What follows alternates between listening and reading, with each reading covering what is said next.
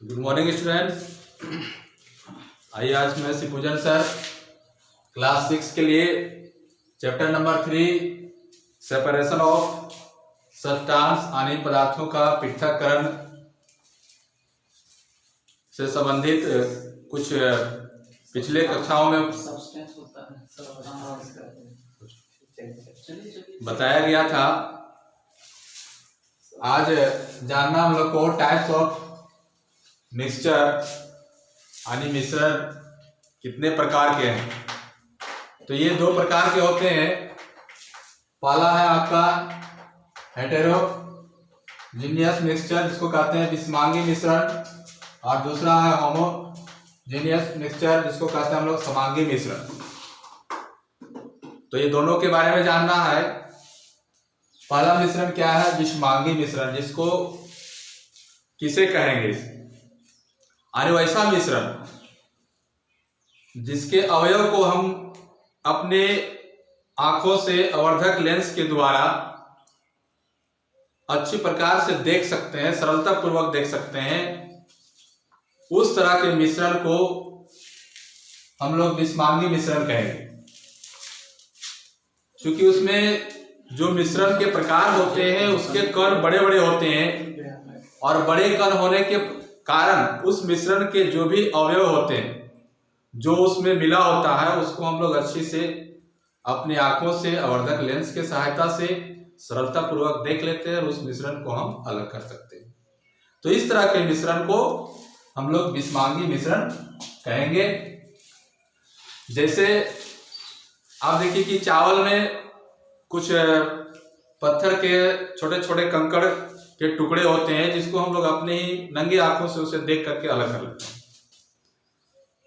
तो इस प्रकार से ये मिश्रण जो है विषमांगी मिश्रण कहलाएगा, क्योंकि उसके कण को हम आसानी से देख रहे हैं और उस कण को आसानी से हम अलग भी कर रहे हैं। दूसरा आपका है समांगी मिश्रण। तो इसी का ये उल्टा है कि ऐसे मिश्रण में जो कण जो मिले होते हैं उसको हम आवर्धक लेंस की सहायता से नहीं देख सकते, अपनी आंखों से आवर्धक लेंस की सहायता से नहीं देख सकते हैं, उस कण को अलग नहीं कर सकते हैं देख करके। इस तरह के मिश्रण को हम लोग समांगी मिश्रण कहेंगे। जैसे आप देखिए कि चीनी और जल दोनों को यदि हम लोग घोल देते हैं, उसका मिश्रण यदि बना देते हैं, उसको एक साथ मिला देते हैं, तो वो यौगिक के रूप में बनता है। लेकिन उसमें जो मिला दो पदार्थ, तो उस तरह से उसमें हम पानी में चीनी का कण को नहीं देख पाएंगे, चीनी के कण को पानी में नहीं देख पाएंगे। तो इस तरह से वो कण को जिसको हम लोग अपने आंख से आवर्धक लेंस की सहायता से नहीं देख पाते हैं, इस तरह के मिश्रण को हम लोग समांगी मिश्रण कहते हैं। अगला बिंदु आपका है need for separating components of a mixture. कहता है कि मिश्रण के अवयवों को पृथक करने की आवश्यकता। जैसे मिश्रण के बारे में बताए, तो मिश्रण जो होता है तो कहा जा रहा है कि हमें उसे अलग करने की आवश्यकता क्यों पड़ती है, क्या जरूरी है उसे अलग करना?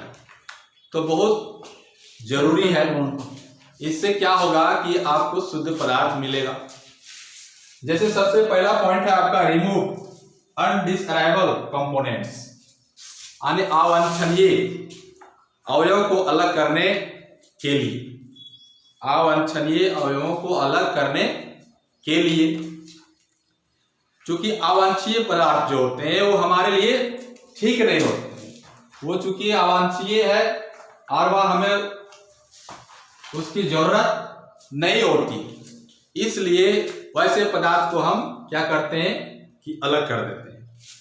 जैसे आप देखे होंगे कि नदी या नहर के जल जिसमें धुलकन मिला रहता है, तो उस पानी से हम उस धुलकन को अलग करते हैं, ताकि क्या होगा कि हमें शुद्ध पदार्थ प्राप्त होगा, शुद्ध जल प्राप्ति होगी।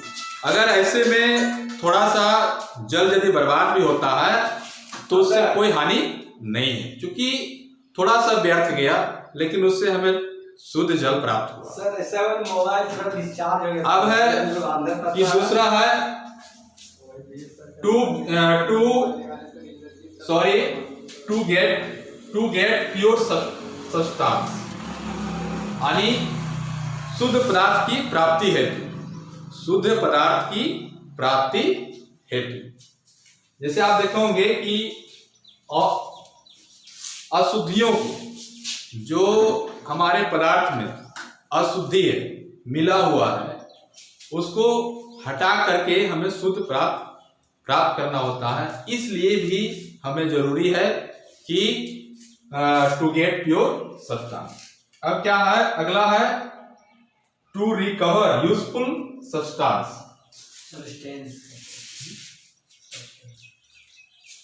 अगला बिंदु आपका है रिकवर यूजफुल सब्सटेंस। तो ये क्या है कि उपयोगी पदार्थों की प्राप्ति हेतु, जो हमारे लिए उपयोगी है, ऐसे पदार्थ को अलग करने के लिए हमें कहा जाता है कि अवयवों को पृथक करने की आवश्यकता पड़ती है। तीसरा ऊपर देखे पानी जैसे देखते हैं नीचे to remove a harmful component,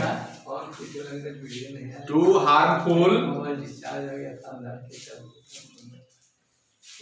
remove a harmful component, यानी किसी हानिकारक अवयव को दूर करने हेतु हमें पृथक करने की आवश्यकता पड़ती है।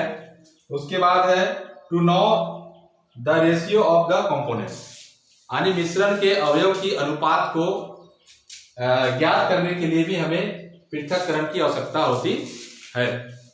तो आज का ये टॉपिक यही समाप्त करते हैं। इस वीडियो के माध्यम से आप इस वीडियो को देख करके यदि नहीं समझे होंगे तो आप हमें कमेंट करेंगे, आपको अगले दिन पुनः बताने का प्रयास